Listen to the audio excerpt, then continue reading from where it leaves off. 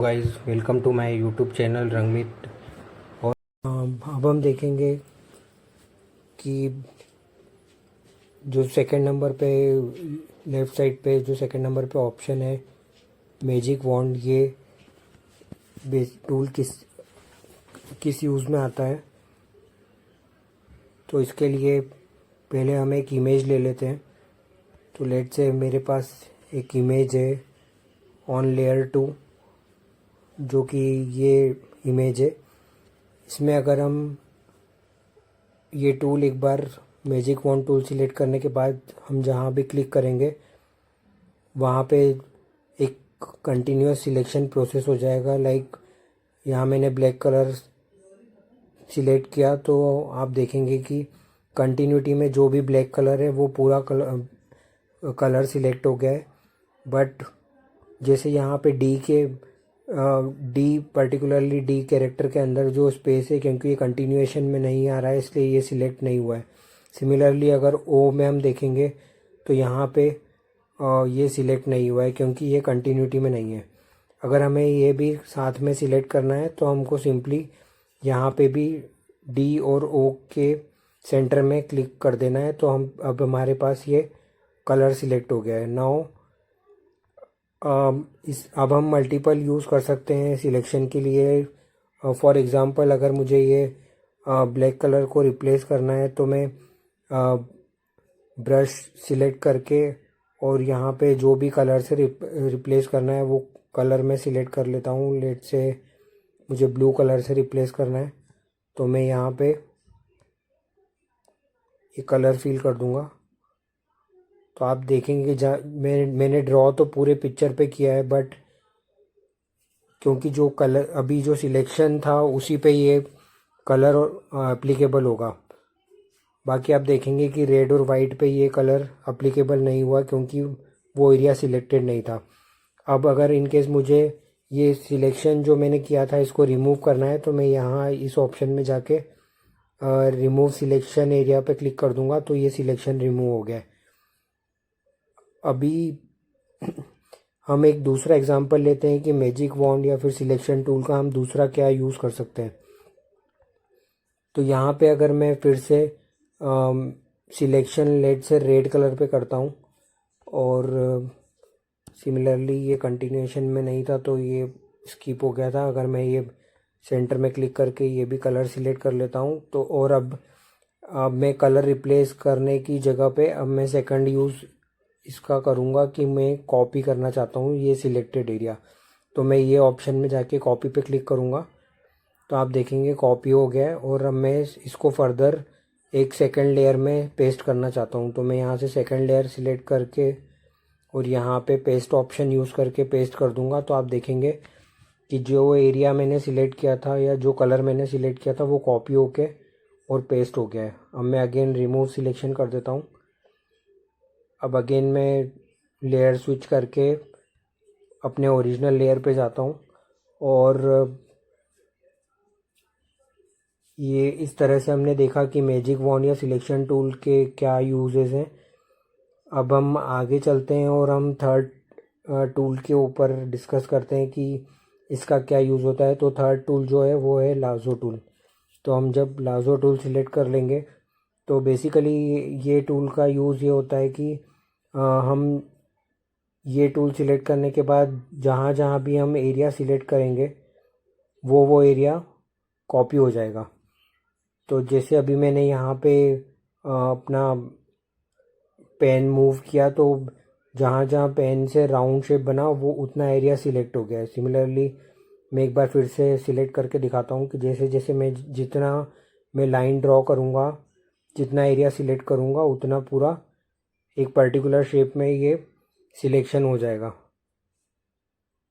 और मैं अभी यहाँ से रिमूव सिलेक्शन करके एक फिर से सिलेक्शन करता हूँ। लेट से कि मुझे ये मार्बल वाला एरिया पूरा सिलेक्ट करना है तो मैंने ये सिलेक्ट कर लिया और ये सिलेक्ट हो गया। अभी मैं इसमें मल्टीपल ऑपरेशंस कर सकता हूँ। लेट से कि मुझे ये सिलेक्टेड एरिया का साइज़ थोड़ा बड़ा करना है तो मैं लाजो टूल से ये एरिया सिलेक्ट करने के बाद ट्रांसफ़र ऑप्शन पे क्लिक कर दूँगा।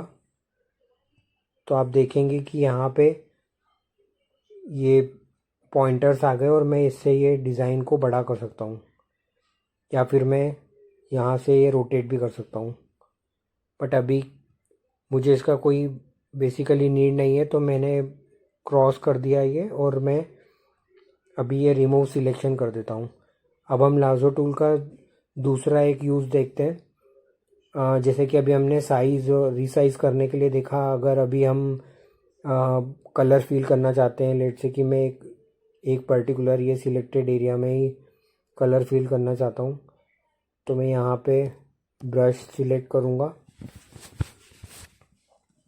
और जो भी कलर मुझे फील करना है वो मैं सिलेक्शन पे ब्रश ऑपरेट कर दूंगा। तो आप देखेंगे कि जो जो एरिया ऑपरेट था वहीं पे कलर हुआ है। अभी के लिए मैं इसको कैंसिल या अंडू कर देता हूँ।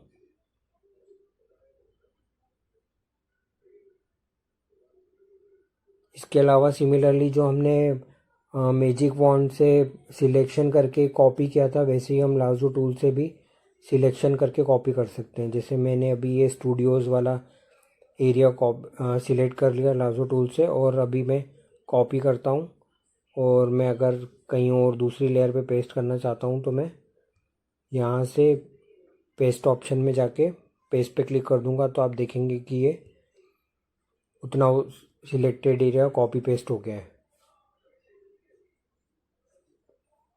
इसके बाद हम आगे फोर्थ ऑप्शन पे जाते हैं। तो फोर्थ ऑप्शन पे चेक करने के लिए मैं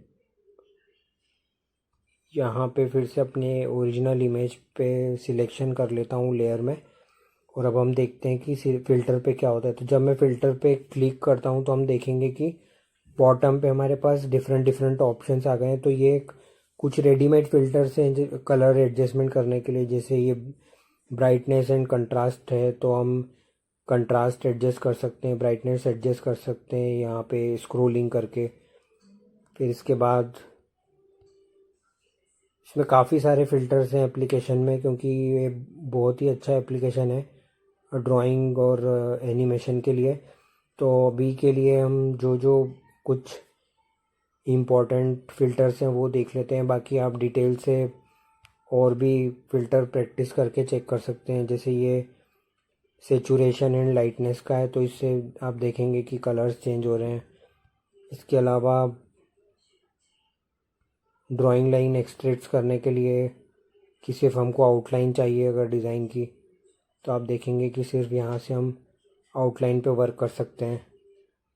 फिर और भी इसमें फ़िल्टर्स हैं, जैसे मोनो कलर, तो हम यहाँ से कलर चेंज कर सकते हैं जो भी हमको सिंगल कलर में इमेज को कन्वर्ट करना है।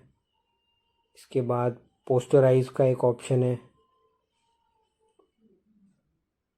और भी इसमें काफ़ी सारे बढ़िया से फ़िल्टर्स हैं। जैसे कि हमको पोलर में कन्वर्ट करना है, तो ये पोलर में हो गया है डिज़ाइन। इसके अलावा ग्रिड्स अगर हमको ऐड करना है तो हम ग्रिड ऐड कर सकते हैं। एक ये रेनिंग फ़िल्टर है।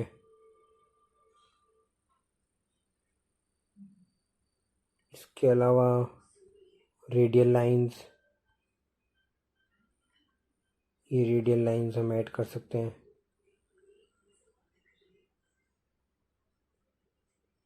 Glitch filter,